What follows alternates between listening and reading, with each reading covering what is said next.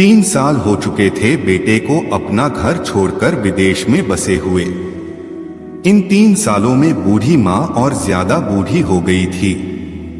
75 वर्ष की उम्र में सुलोचना देवी की याददाश्त काफी कमजोर होती जा रही थी।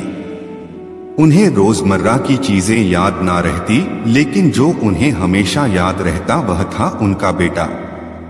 दिन हो या रात, एक पल भी ऐसा ना होता जब उन्हें अपने बेटे की याद ना आती।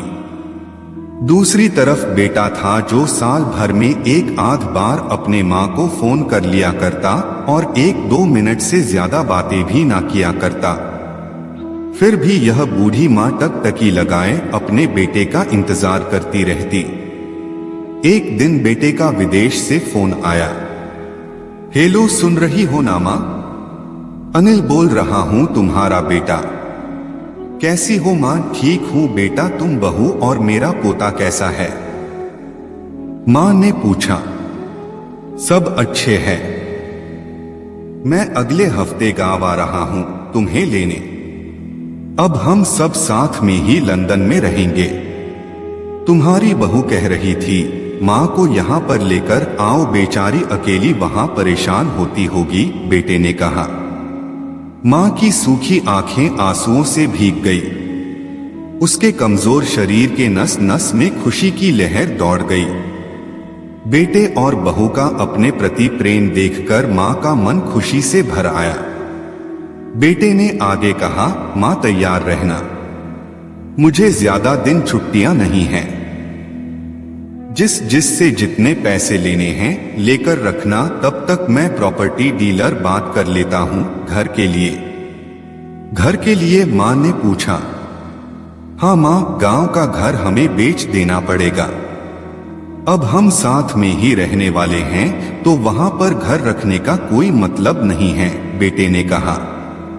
बुढ़ापे की वजह से ठीक से चलने में असक्षम माँ ने पूरे मोहल्ले में घूम घूम कर अपनी इस खुशखबरी को सबको सुनाया। सभी को खुशी हुई, सबको लगा माजी के आखिरी दिन अपने परिवार के साथ खुशी से बीत जाएंगे। घर वापस आकर माँ ने अपने घर के कोने कोने को ऐसे देखा जैसे वह अपने दूसरे बेटे को देख रही हो। देखे भी क्यों ना, उस घर को अपने बेटे से कम थोड़ी समझा था। अपने पति के साथ 40 साल यही तो बिताए थे, लेकिन अब मजबूर थी बुढ़ापे के आखिरी साल बेटे और बहू के साथ बिताना चाहती थी। दिल पर पत्थर रखकर घर बेचने के लिए मां तैयार हो गई। आनन फानन में बेटे ने घर को आधे दामों पर बेच दिया। मां ने ज्यादा नहीं, लेकिन जिन चीजों से दिल लगा था उन चीजों को समेटा और बेटे के साथ टैक्सी में बैठकर एयरपोर्ट के लिए चली गई। एयरपोर्ट पर आकर बेटे ने मां से कहा, मां तुम यहाँ बेंच पर बैठो, मैं सामान और बोर्डिंग पास की जांच करा कर आता हूँ। वहां वक्त लगता है और खड़ा रहना पड़ता है, तुम्हें तकलीफ होगी।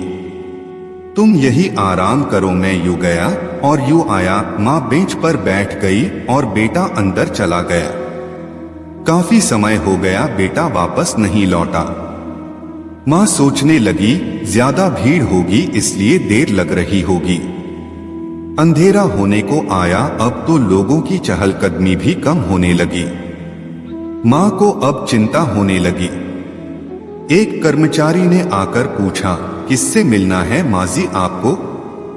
यहाँ पर क्यों बैठी है?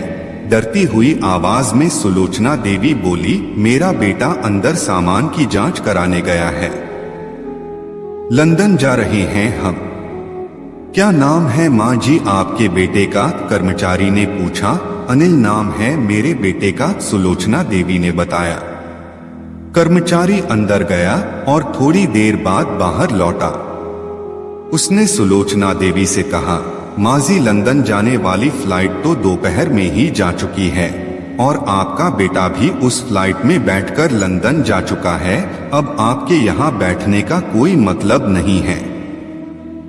आप भी अपने घर चली जाइए। क्या जा चुका है? और मैं घर जाऊं? मां की आंखों से आंसुओं के सैलाब उठने लगे। जैसे तैसे माँ घर पहुंची, जो अब उसका था ही नहीं, बिक चुका था। वो वही बरामदे में तुलसी के पास सो गई। घर के नए मालिक को उस पर दया आई तो एक कमरा किराए से उसको दे दिया। पेंशन के पैसों से खाना और किराए का बंदोबस्त हो जाता था। दिन बीतने लगे। कुछ दिनों बाद घर के नए मालिक ने सुलोचना देवी से कहा, माँ जी, आप अपने रिश्तेदारों के यहाँ पर जाकर क्यों नहीं रहती हैं? इस उम्र में आपके लिए वही अच्छा होगा। अच्छा तो होगा, लेकिन अगर मेरा बेटा वापस आया तो उसका ख्याल कौन रखेगा? मेरा बेटा बहुत भोला है, उसे अपना ख्याल रखना बिल्कुल नहीं आता। मैं कहीं नहीं जाऊंगी, क्या पता कब उसे मेरी जरूरत पड़ जाए, माँ ने कहा। दोस्तों, सच बता रहा हूं, माँ की ऐसी बातें सुनकर मेरी आंखों में आंसू आ गए। किसी ने सच ही कहा है, पूत कपूत हो सकता है, लेकिन माता कभी कुमाता नहीं होती। दोस्तों, आप सभी से हाथ जोड़कर विनती करता हूं, अपने माता पिता की जितनी हो सके सेवा करना। उनके साथ कभी बुरा बर्ताव मत करना। यह कहानी आपको कैसी लगी कमेंट में अपनी राय जरूर देना। मिलते हैं अगली वीडियो में एक नई कहानी ज्ञान चर्चा के साथ। आप सभी का बहुत बहुत धन्यवाद।